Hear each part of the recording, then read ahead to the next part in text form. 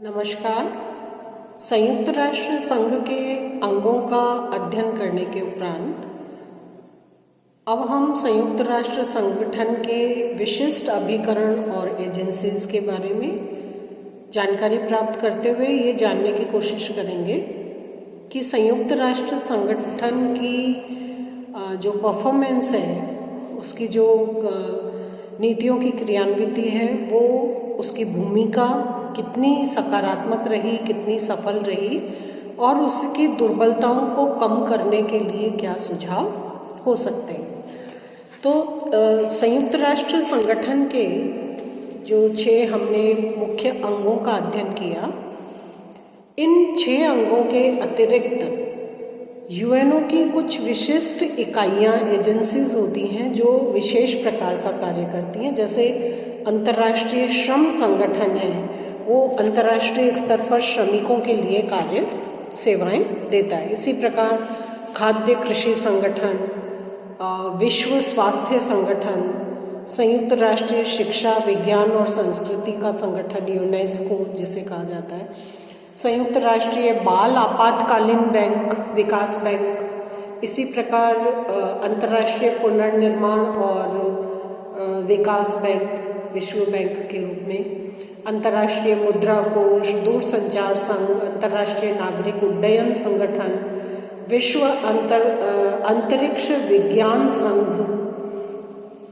अणु शक्ति का अंतर्राष्ट्रीय स्तर पर गठित अभिकरण, इसी प्रकार अंतर्राज्यीय समुद्रीय परामर्श का संगठन, प्राविधिक सहायता प्रशासन होता है यूएनओ का विशिष्ट एजेंसी के रूप में, एशिया और प्रशांत आर्थिक और सामाजिक निगम,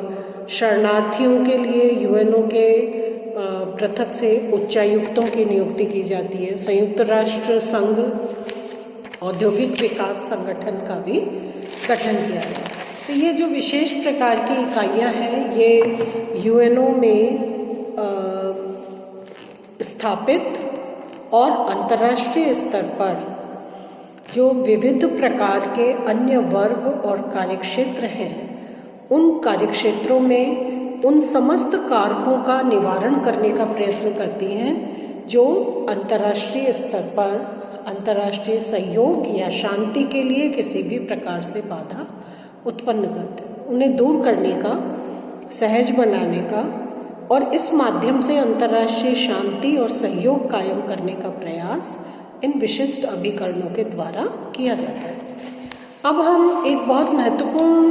पक्ष पर थोड़ा सा विचार मंथन करेंगे और वो पक्ष ये है कि संयुक्त राष्ट्र संगठन की सफलता का स्तर क्या रहा है। तो ये हम बिल्कुल स्पष्ट रूप में ये देख सकते हैं अंतर्राष्ट्रीय राजनीति में यूएनओ की जिस प्रकार की भूमिका और प्रभाव है, उसे देखते हुए हम ये मान सकते हैं कि संयुक्त राष्ट्र संगठन जिन परम उद्देश्यों को अपने घोषणा पत्र में उद्घोषित करके स्थापित हुआ था, उन समस्त उद्देश्यों की संपूर्ण प्राप्ति या 100% उपलब्धि जो है वो संदेहास्पद रही। उसके अनेक कारण हैं। सफलता का वो स्तर और वो आयाम यूएनओ प्राप्त नहीं कर पाया, जैसा कि एक यूएनओ की स्थापना के प्रारंभ में जैसी एक उम्मीद थी, जो आशा थी, उसके अनुरूप संयुक्त राष्ट्र संगठन उतनी सफलता का आधार कायम नहीं कर पाया। उसके कुछ कारण हैं। मूल कारणों में यदि हम देखें, सबसे पहले संयुक्त राष्ट्र संगठन जो है वो सैद्धांतिक विरोधाभास का शिकार हुआ है। राज्यों की समान संप्रभुता की नीति पर आधारित होने के बाद भी राज्यों की स्थिति और क्षमता में राज्यों को प्रदान किए गए स्तर और महत्व के संदर्भ में उनका जो स्टेटस है, उसके आधार पर संयुक्त राष्ट्र संगठन में विभिन्न देशों के मध्य असमानता कायम है। अब ये एक ही समय पर इस प्रकार का सैद्धांतिक विरोधाभास यूएनओ को कमजोर बनाता है। एक तरफ यूएनओ घोषणात्मक रूप में सभी राज्यों के मध्य समानता, संप्रभुता की दृष्टि से समान संप्रभुता का प्रतिपादन करता है। व्यवहारिक रूप में संयुक्त राष्ट्र संगठन 5 स्थायी देशों के एटीट्यूड पर, उनके दृष्टिकोण पर इस प्रकार से आधारित हो जाता है कि उनकी सहमति के बिना किसी भी प्रकार का कार्य किया जाना संभव नहीं होता। तो ये संप्रभुता की समानता और असमानता दोनों ही सैद्धांतिक विरोधाभास उत्पन्न करती हैं और इस आधार पर ये यूएनओ के लिए एक बहुत बड़ी कमी या कमजोरी का प्रतिपादन कर देती है। इसी प्रकार ये कहा गया है कि यूएनओ जो है वो किसी भी देश के घरेलू क्षेत्राधिकार में हस्तक्षेप नहीं करेगा। अंतर्राष्ट्रीय स्तर पर अनेकों ऐसे विवाद हैं जो अंतर्राष्ट्रीय हित की दृष्टि से काफ़ी घातक हैं, लेकिन उन विवादों की प्रक्रिया में जो संलग्न देश थे उन देशों ने उस विवाद को अपना घरेलू मैटर या घरेलू विवाद घोषित करके और यूएनओ के प्रवेश को बाधित करने का कार्य किया है। तो अंतर्राष्ट्रीय शांति की स्थापना के लिए घरेलू क्षेत्राधिकार की अगर व्याख्या की जाती, उसको स्पष्ट कर दिया जाता, तो ये जो घरेलू क्षेत्राधिकार से संबंधित टर्म है या ये जो कॉन्सेप्ट है, इसका राजनीतिक दृष्टि से दुरुपयोग किया जाना संभव नहीं होता। तो घरेलू क्षेत्राधिकार की व्याख्या नहीं होने के कारण भी यूएनओ कई अंतर्राष्ट्रीय विवादों में कमज़ोर प्रतीत होता है। इसी प्रकार महाशक्तियाँ जो हैं उनका हस्तक्षेप और उनकी कार्यशैली बहुत पक्षपातपूर्ण है और वे अपने द्वंद्व से और अपने प्रभाव और अपनी राजनीति और राष्ट्रीय हित से इस सारी व्यवस्था का संचालन करने का प्रयास करती हैं और इस प्रयास के कारण से यूएनओ जो है वो राजनीति का शिकार हो जाता है।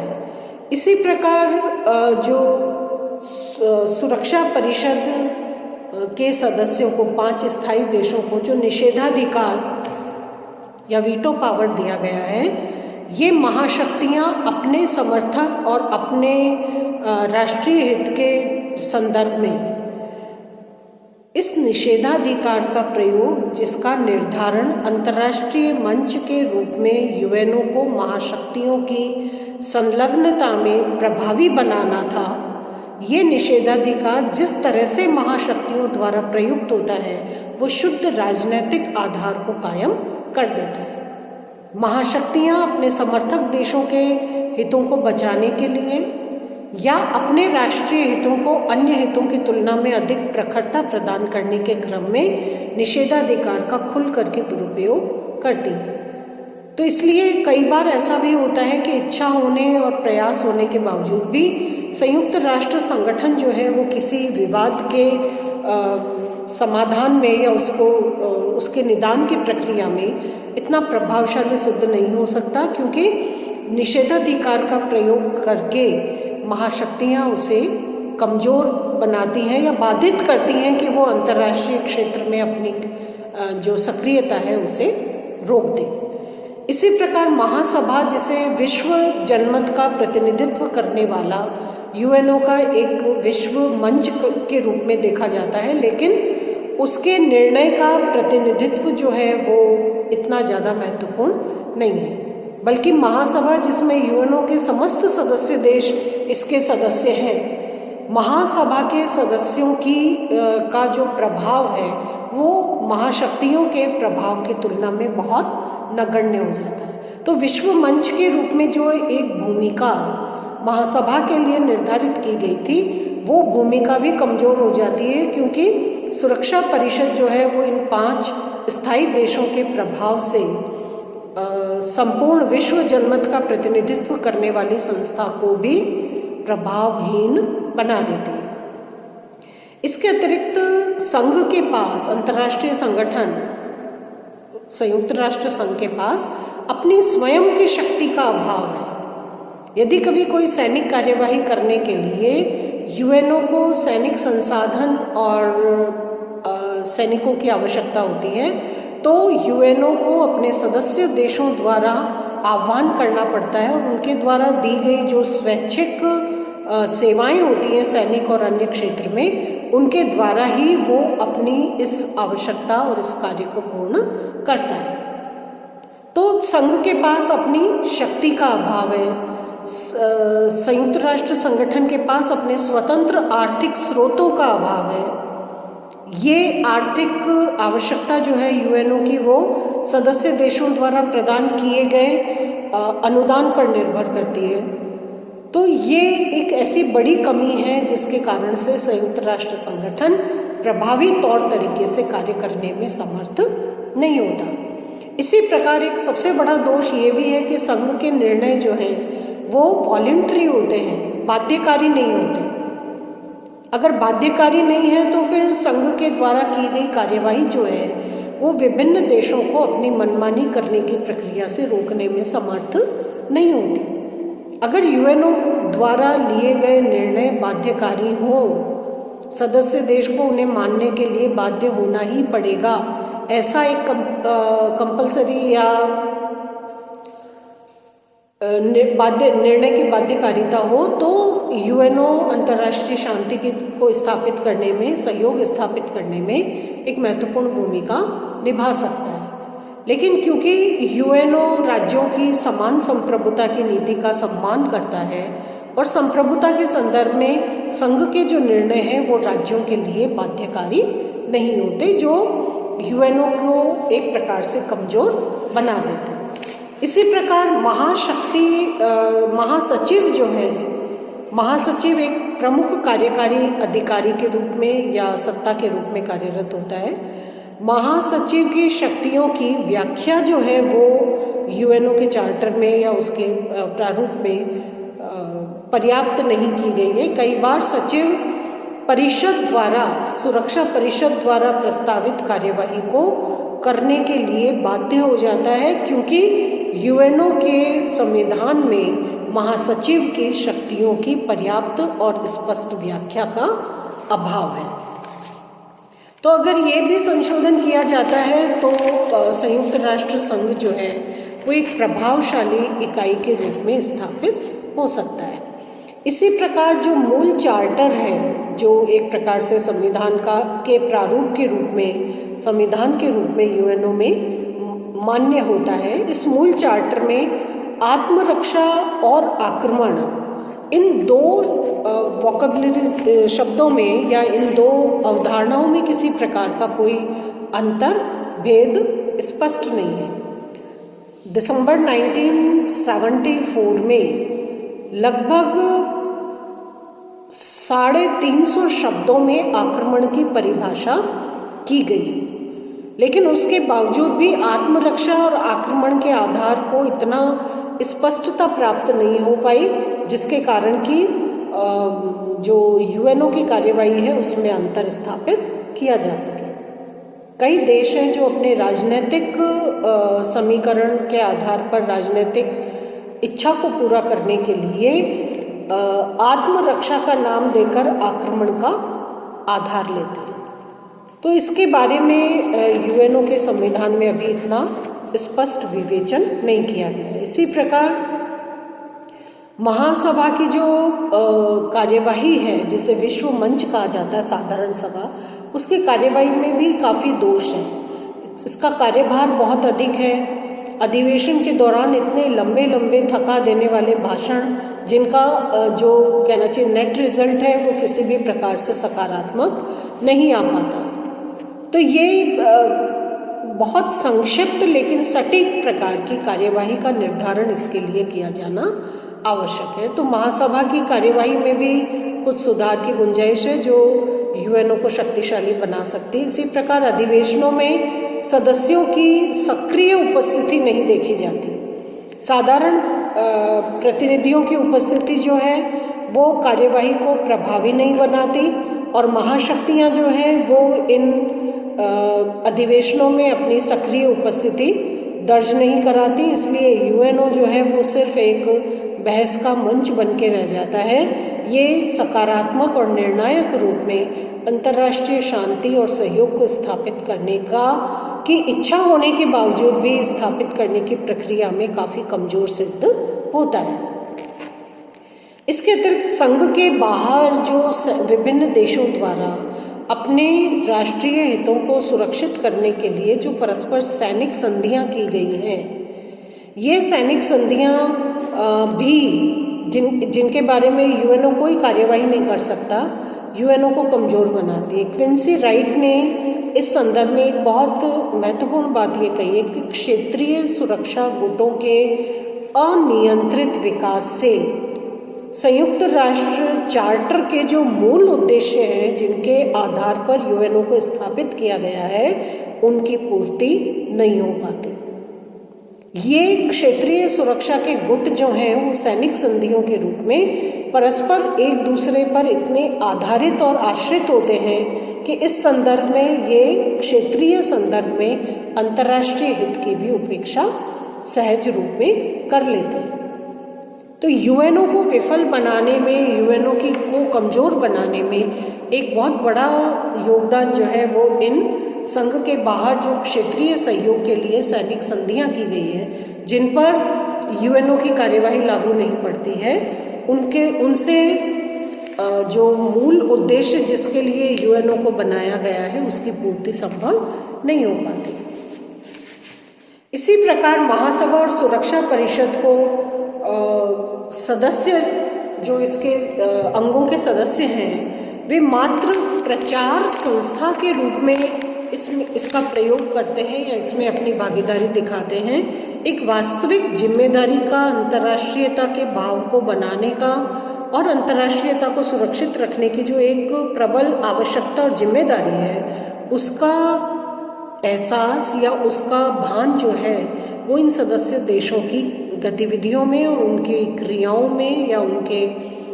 जो विभिन्न प्रकार के व्यवहार हैं उनसे प्रतिपादित नहीं होता। और यूएनओ की सबसे बड़ी, जैसा अभी हमने पहले भी जिक्र किया कि उसकी जो वित्तीय स्थिति है वो कमज़ोर है, उसके पास अपनी स्वतंत्र सेनाएं नहीं हैं, तो शक्ति और प्रभाव दोनों जो हैं वो यूएनओ की कमज़ोर हो जाती है। लेकिन एक निश्चित बात है कि एक बहुत बड़ा और व्यापक स्तर का ये प्रयास है अंतर्राष्ट्रीयता को सुरक्षित रखने का। तो अगर कुछ विशेष प्रयास पहल के रूप में किए जाएं तो यूएनओ को शक्तिशाली बनाने की दिशा में भी अग्रसर हुआ जा सकता है। जैसे महासभा में जो प्रतिनिधित्व है वो 5 सदस्य, एक देश अपने 5 सदस्य भेज सकता है, लेकिन उनका वोट जो है वो एक ही होता है। ये तरीका यदि बदला जाए, सदस्य और वोट जनसंख्या के अनुपात में निश्चित किए जाएं, जो जिस संबंधित देश के वो सदस्य हैं उनके अनुपात में, ताकि महासभा के निर्णय जो हैं वो अधिकतम जनसंख्या के हितों को प्रतिनिधित्व देने वाले बने, सिर्फ सदस्य देशों को उनके नंबर को प्रतिनिधित्व देने वाले न बने। दूसरा एक सुझाव ये दिया जाता है कि सदस्यता के लिए सुरक्षा परिषद की सिफारिश आवश्यक नहीं होनी चाहिए, बहुमत के आधार पर ही सदस्यता का निर्धारण होगा, तो उसमें कम से कम राजनीतिक का दखल देखा जाएगा। जैसे चीन में 1949 में साम्यवादी क्रांति हुई, लेकिन 1971 तक अमेरिका ने, क्योंकि उसको यूएनओ की सदस्यता से स्वीकार नहीं की चीन की, इसलिए चीन स्वतंत्र देश होने के बावजूद, बड़ा देश होने के बावजूद भी अमेरिका की इच्छा न होने के कारण यूएनओ की सदस्यता प्राप्त नहीं कर पाया। तो ऐसी स्थिति उत्पन्न ना हो, इसके लिए जरूरी है कि सदस्यता के लिए सुरक्षा परिषद की सिफारिश को आवश्यक न किया जाए।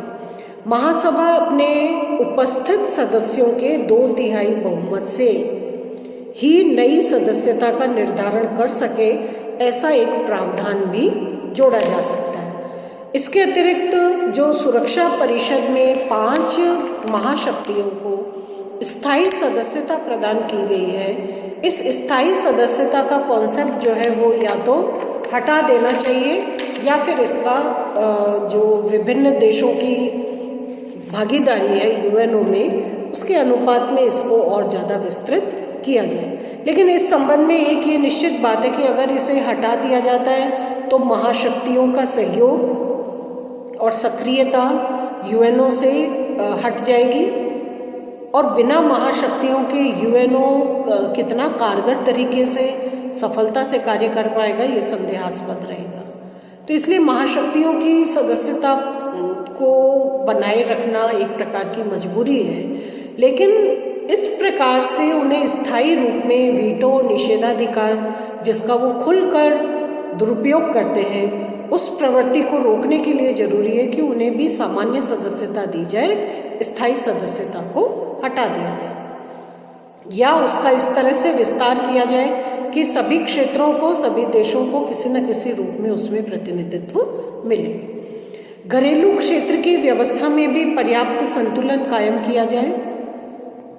किसी भी विवाद को घरेलू विवाद का नाम देकर ये घरेलू क्षेत्र का विषय है ऐसा उल्लेखित करके सदस्य देश अपने राजनीतिक लक्ष्य को, आक्रमण को, युद्ध को, किसी भी स्थिति को एक प्रकार से सत्यापित कर लेते हैं। ये प्रवृत्ति अंतर्राष्ट्रीयता के नज़रिए से बहुत घातक है। तो इसलिए घरेलू क्षेत्र की परिधि क्या है, हम कौन से विवादों को, किन प्रकार के क्षेत्र को घरेलू क्षेत्राधिकार में शामिल करेंगे, ये बिल्कुल स्पष्ट और सुनिश्चित होना चाहिए। महासभा को द्विसदनात्मक भी बनाया जा सकता है, एक मानवता सदन और दूसरा राष्ट्रीय सदन, देशों के आधार पर, जनसंख्या के आधार पर। तो इस तरह से ये विस्तार और विभाजन भी अधिकतम हितों को और अधिकतम जनसंख्या को प्रतिनिधित्व देने का प्रयास कर सकता है। सुरक्षा परिषद में मतदान की व्यवस्था में प्रक्रिया संबंधी विषय जो है वो या अन्य सभी विषय जो है वो बहुत अस्पष्ट और अनिश्चित प्रकार के हैं, इसलिए यहाँ इसकी ज़्यादा व्याख्या की या इसको ज़्यादा स्पष्ट करने की आवश्यकता है। इसी प्रकार प्रादेशिक संगठन संबंधी धाराओं में भी ऐसा संशोधन होना चाहिए ताकि सैनिक संगठनों की स्थापना को प्रोत्साहन न मिल सके। ये कुछ ऐसे सुझाव हैं जिन पर यदि व्यवहार किया जाए तो यूएनओ की कार्यवाही को प्रभावशाली तरीके से लागू किया जा सकता है। इसी प्रकार